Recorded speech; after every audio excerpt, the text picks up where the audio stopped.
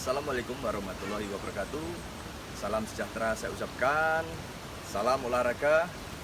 Bertemu kembali dengan saya Bayu Sukowahono, jurusan Pendidikan Jasmani, Fakultas Ilmu Kesehatan, Universitas Jenderal Sudirman Purwokerto.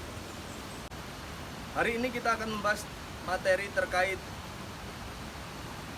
backstroke atau gaya punggung, di mana konteks yang kita bahas pertama meliputi sektor lengan, sektor tungkai, upper body, lower body, juga dalam segi pernafasan.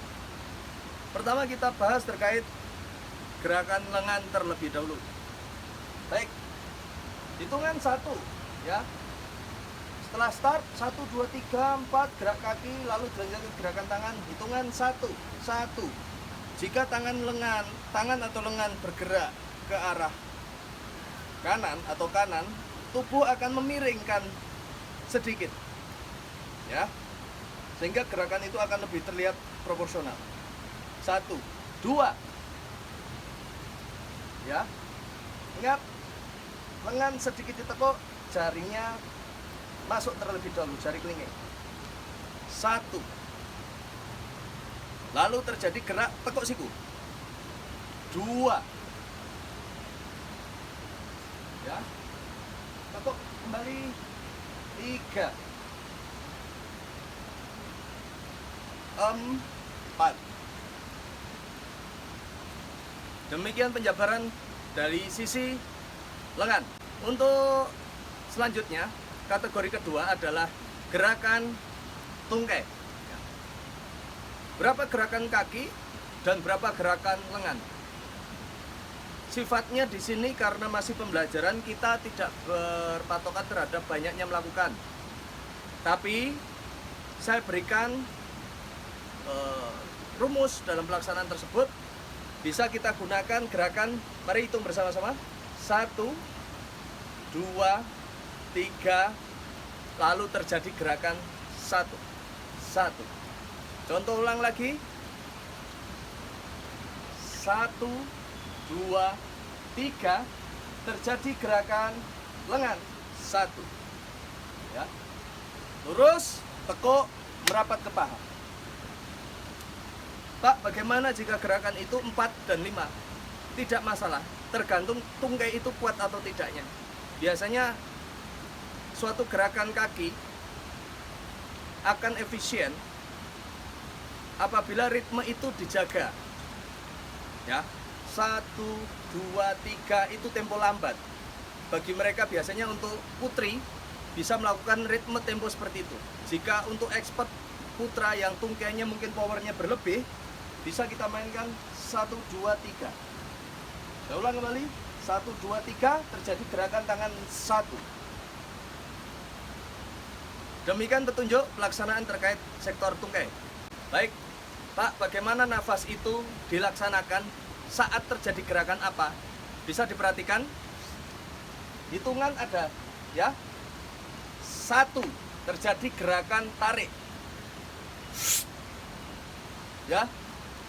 Hitungan kedua, terjadi gerakan embus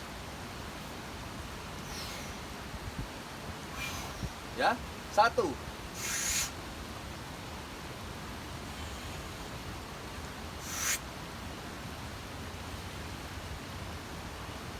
demikian pelaksanaan untuk gerakan di darat atau dry land. Gerakan ini hanya perandaian saja, deskriptif ringan.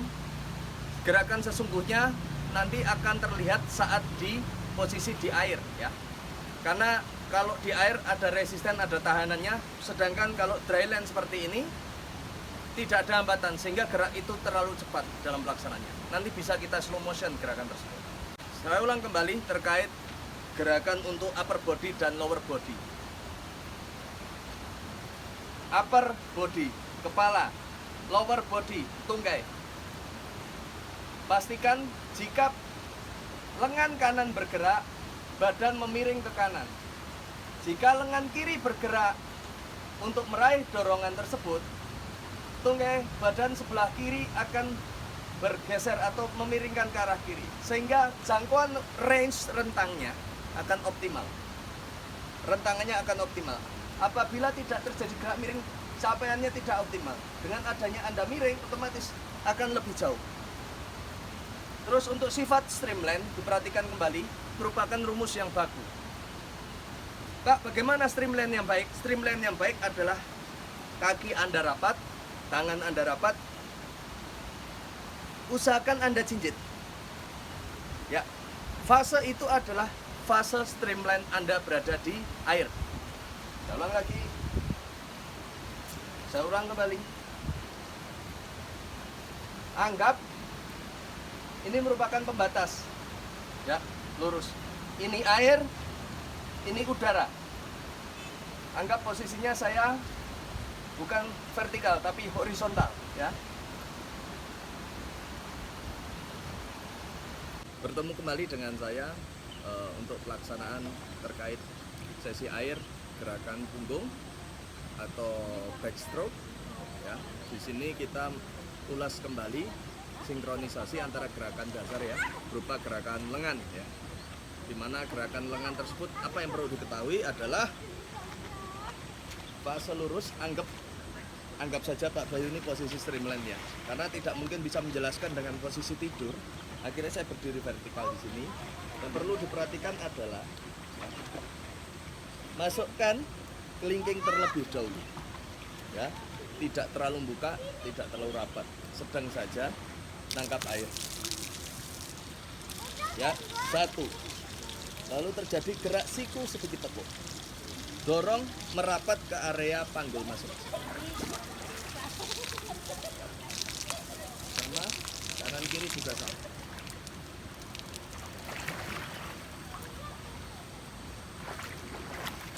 Ya. Baik, masuk kategori untuk pelaksanaan sektor tungkai, di mana gerakan kaki yang kita sepakati kemarin adalah melakukan gerakan 1-3 gerakan ya. Saya ulang kembali, gerakan kaki dibagi menjadi 3 fase, di mana repetisi yang dipakai adalah 3 kanan maupun 4 kanan maupun 5 kanan. Baik, masuk pada fase gerakan tungkai. Saat ini saya akan menjelaskan tungkai dengan pergerakan lengan, karena tidak mungkin dalam posisi tidur saya menjelaskan.